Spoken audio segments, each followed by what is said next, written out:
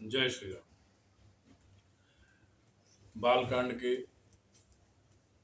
आज तीसरे दोहे के पश्चात की चौपाई से प्रारंभ करते हैं।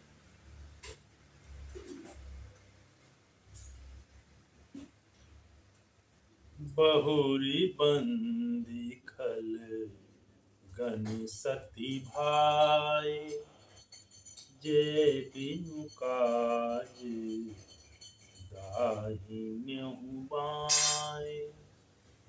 परहित हानि लाभ जिनके रे, उजरे हर्ष विषाद बसेरे। अब मैं सच्चे भाव से दुष्टों को प्रणाम करता हूँ। तुलसीदास जी की इस बात को गंभीरता से सुनिए। अब मैं सच्चे भाव से दुष्टों को प्रणाम करता हूँ, जो बिना ही प्रयोजन अपना हित करने वाले के भी प्रतिकूल आचरण करते हैं। दूसरों के हितों की हानि ही जिनकी दृष्टि में लाभ है, जिनको दूसरों के उजड़ने में हर्ष और बसने में विषाद होता है। दुष्ट क्या होता है? जो दुष्ट होता है, दुष्ट का जो मूलभूत स्वभाव होता है, जो उसकी आदत होती है, वो क्या होती है कि उससे इस चीज से उतना कष्ट नहीं होता कि वो कैसा है, उसका विकास हो रहा है कि नहीं, उसका कल्याण हो रहा है कि नहीं, वह सुख में है कि नहीं, किंतु उसे इस चीज से ज्यादा दुख होता है कि सामने वाला किस हालात, सामने वाला अच्छी अवस्था में कैसे है, सामने वाले की के पास समृद्धि कैसे है, सुख कैसे है। तो क्या करता है, उसमें जाके खलल डालेगा, क्योंकि उसकी कोई ये करने से उसका कुछ लाभ नहीं होने वाला, किंतु करता है ना, उसको आनंद उसमें आता है। वही कह रहे हैं कि अब मैं सच्चे भाव से दुष्टों को प्रणाम करता हूँ, जो बिना ही प्रयोजन, बिना किसी उद्देश्य, प्रयोजन मतलब बिना किसी उद्देश्य के अपना हित करने वालों के भी प्रतिकूल आचरण करते हैं। जो दुष्ट होता है, दुष्ट ये भी नहीं देखता कि सामने वाला व्यक्ति उसके लिए हितकारी है या नहीं। हितकारी भी है तो भी वो उसकी बुराई करेगा, उसके विपरीत आचरण करेगा, उसके लिए कोई न कोई नुकसानदेह आचरण करेगा। दूसरों के हित की हानि ही जिनकी दृष्टि में लाभ है, उनका लाभ, उनको क्या सुख किसमें मिलता है, जिसमें दूसरों का नुकसान। हरिहर जसरा केसरा हुसे, पर अकाज भट सहस बाहु से। जे पर दोष लखहि सहसाखी, पर हित घृत जिनके मन साखी। जो हरि और हर के यश रूपी पूर्णिमा के चंद्रमा के लिए राहु के समान है, जो हरि और हर के यश रूपी पूर्णिमा के चंद्रमा के लिए राहु के समान। हरि और हर, हरिहर का क्या मतलब? शंकर भगवान और विष्णु भगवान और शंकर। हाँ, तो हरि क्या है? विष्णु। हरि क्या भाव क्या है? हरि का भाव है जो उत्पन्न करता है, जो बनाता है, जो सृष्टि का निर्माण करता है। और हर लेना, जो ले लेता है, खत्म करता है। वो क्या क्या खत्म करता है? वो केवल जीवों को नहीं खत्म करता, वो क्या करता है, वो बुराइयों को भी खत्म करता है, वो समाज की गंदगी को खत्म करता है, वो समाज के दोषों को खत्म करता है। नीलकंठ भगवान को क्यों कहा गया? क्योंकि जो समाज की विपदाएं हैं, जो समाज की समस्याएं हैं, भीषणतम समस्याएं, उनको हरने वाला, उनको भी हरने वाले कौन है? शिव जी। और शिव जी बहुत बड़े योगी हैं, बहुत बड़े मतलब महेश्वर हैं, किंतु कैसे रहते हैं वो? साधुओं में भी किस तरह के साधु? जिनको न विलास से कोई मतलब है। विलास मतलब कि सोने के लिए गुलगुल गद्दा, मखमल का चद्दर हो, है ना। एक साधारण व्यक्ति भी अगर जमीन पे भी सोता है तो एक चद्दर बिछा के सोता है ना। लेकिन वो किस पर सोते? वो तो एक बाग की खाल जो है, जो मिल गई उस पे सो जाते हैं, पत्थर पे। शरीर में उनका आवरण क्या है? कपड़ा है ही नहीं। उनका आवरण है धूल, मिट्टी, राख, है ना। उनके आभूषण क्या है? उनके आभूषण है जंगल के जानवर। रहते कहाँ हैं? निर्जन कैलाश पर, है ना। और करते क्या है? इतने सारे कष्टों में रहने के बावजूद, स्वयं इतने सारे दुर्लभ चीजों का आचरण करने के बावजूद समाज का कल्याण करते हैं। जब सुरों और असुरों में अमृत मंथन हुआ, तो उस अमृत मंथन के दौरान विष निकला, क्योंकि शेषनाग उस मंथन के जो है रस्सी थे, तो एक तरफ तो पूंछ थी और एक तरफ शेषनाग का सर था, मुख था। तो जब उनको रगड़ा जाता था तो उनके मुंह से विष निकल रहा था, है ना। वो विष जो है इतना अधिक हो गया था कि ये हुआ, ये विष होगा क्या, इससे तो लोग मर जाएंगे, इससे तो विनाश होगा। उस विष को शंकर जी ने धारण किया, जिसकी वजह से उनका गला नीला पड़ा। गले में रखते थे ना, इसके लिए उनको नीलकंठ मिला। ठीक है। तो शंकर जी का मतलब है त्याग, शंकर जी का मतलब है तपस्या, साधना। पापा, अगर शंकर जी भगवान थे, है ना, तो भगवान तो किसी चीज से मरेंगे नहीं, तो उन्होंने जहर पूरा लिया क्यों नहीं? मतलब यहाँ पे गले में क्यों रखा? तो वहीं तक गया ना।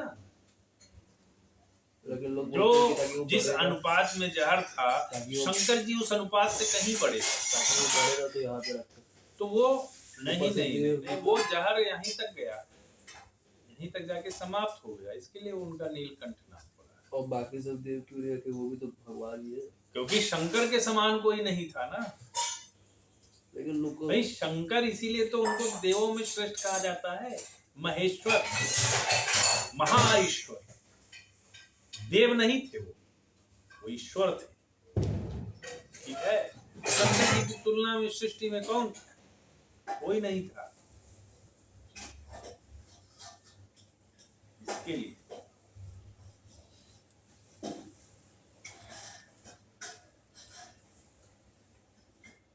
जो हरि और हर केश रूपी पूर्णिमा के चंद्रमा के लिए राहु के समान है, अर्थात जहां कहीं भगवान विष्णु या शंकर के यश का वर्णन होता है, उसी में वे बाधा देते हैं। कौन? और दूसरों की बुराई करने में सहस्त्रभाव के समान भी है। दूसरों की अगर बुराई करनी हो तो उनकी वीरता छलक जाती है। उनके जितना बड़ा विद्वान कोई नहीं रहता। अगर दूसरों की बुराई करनी हो तो उनके ज्ञान का खजाना खुल जाता है दुष्टों के। है? और जो दूसरों के दोषों को हजार आंखों से देखते हैं, कहा गया है ना कि अगर किसी में भी बुराई निकालनी हो तो बहुत आसान है। किसी में भी आपको बुराई निकालनी हो, भगवान हो, सीता जी हो, राम जी हो, कोई भी व्यक्ति हो, ठीक है, बुराई निकालना बहुत आसान है। राम जैसे पुरुषोत्तम के लिए भी एक क्षुद्र नागरिक ने उनके अंदर भी बुराई निकाल दी थी, तभी तो माता सीता को वनवास जाना पड़ा था।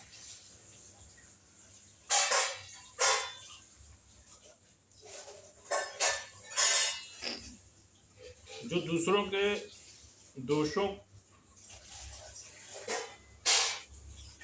को हजार आंखों से देखते हैं और जो दूसरों के हित रूपी घी के लिए जिनका मन मक्खी के समान है, ठीक है, अर्थात जिस प्रकार मक्खी घी में गिरकर उसे खराब कर देती है और स्वयं भी मर जाती है, उसी प्रकार दुष्ट लोग दूसरों के बनाए बनाए काम को अपनी हानि करके भी बिगाड़ देते हैं।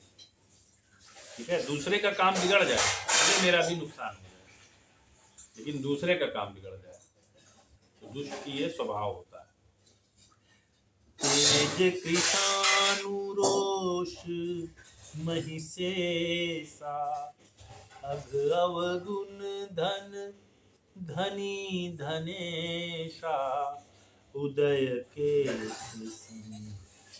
तो सब ही के कुंभकर्ण सम सोवतनी के। जो तेज दूसरों को जलाने वाले ताप में अग्नि और क्रोध में यमराज के समान है, पाप और अवगुण रूपी धन में कुबेर के समान धनी है, जिनकी बढ़ती सभी के हित का नाश करने के लिए केतु के समान है और जिनके कुंभकर्ण की तरह सोते रहने में ही भलाई है। पर अकाजु लगी तनु पर हरही जिमिहिम उपल कृषि दल गरही बंदौ खल जस शेष सरोखा सहस बदन बर नहीं पर दोखा। जैसे ओले खेती का नाश करके आप भी गल जाते हैं। ओला क्या करता है? ओला माने जो बर्फ गिरती है ना, तो क्या होता है, वो गिरती है बड़ा बड़ा फसल को नष्ट किया और खुद भी गल गई। खुद कोई उसका खुद का कुछ उससे भला नहीं होता, लेकिन दूसरे की खेती खराब, दूसरे का नुकसान हो जाता है। वैसे ही दूसरों का काम बिगाड़ने के लिए अपना शरीर तक छोड़ देते हैं। मैं दुष्टों को हजार मुख वाले शेष जी के समान समझकर प्रणाम करता हूँ। तुलसीदास जी उनको भी प्रणाम कर रहे हैं जो दुष्ट। क्यों कर रहे हैं? जो पराये दोषों का हजार मुखों से बड़े रोष के साथ वर्णन करते हैं। दुष्ट होगा तो आएगा आपके गुण, आपके अवगुण आपको बताएगा ना, आपको नहीं बताएगा, लोगों को बताएगा, लोगों से आपको जानकारी होगी। ठीक है, तो जो चतुर व्यक्ति होगा वो उन अवगुणों को समझकर अपने अवगुणों को दूर करने का प्रयास करेगा। उनि प्रणवं पृथुराज समाना पर अघ सुनाई सहस दस काना बहुरी सक्र सम विनमौ तेहि संतत सुरा हित जेहि। पुनः उनको राजा पृथु, जिन्होंने भगवान का यश सुनने के लिए 10,000 कान माने थे। ठीक है, पृथु कौन थे? भगवान राम जी के ही पुरखे थे, एंसेस्टर जिसको कहते हैं ना, तो वो भगवान राम के पुरखे थे पृथु। और पृथु महाराज के नाम पर ही इस धरती का नाम पृथ्वी पड़ा। भगवान राम के ही पूर्वज थे। ठीक है, तो महाराज क्या कह रहे हैं तुलसी महाराज कि मैं पुनः उनको राजा पृथु के समान जाकर प्रणाम करता हूँ, जो 10,000 कानों से दूसरों के पापों को सुनते हैं। फिर इंद्र के समान मानकर उनकी विनय करता हूँ, और फिर इंद्र के समान मानकर उनकी विनय करता हूँ, उनकी पूजा करता हूँ। जिनको सुरा, सुरा मतलब मदिरा, मदिरा मतलब दारू, दारू मतलब शराब, जिनको सुरा नीकी और हितकारी मालूम देती है, सुरा जिनको अच्छी मालूम पड़ती है, जिनको लगता है कि सुरा उनके लिए बहुत लाभदायक अच्छी लगती है। इंद्र के लिए भी सुरानी अर्थात देवताओं की सेना हितकारी है। बचन वज्र जहि सदा प्यारा, सहस नयन पर दोष निहारा। जिनको कठोर वचन रूपी वज्र सदा प्यारा लगता है। अभी आपने बोला सुरा मतलब की जो, जिनको कठोर वचन रूपी वज्र सदा प्यारा लगता है, और जो 1000 आंखों से दूसरों के दोषों को देखते हैं। ठीक है। उदासीन अरिमीत हित, सुनत जरहि खलरी। जानी पानी जुग जोरी जन, विनती करई सरी। दुष्टों की यह रीति है कि वे उदासीन, शत्रु अथवा मित्र किसी का भेद सुनकर जलते हैं। उनका स्वभाव ही होता है कि दूसरों की बड़ाई होगी, दूसरों का भला होगा तो उनके मन में जलन होगी। यह जानकर दोनों हाथ जोड़कर यह जन प्रेम पूर्वक उनसे विनय करता है। ठीक है।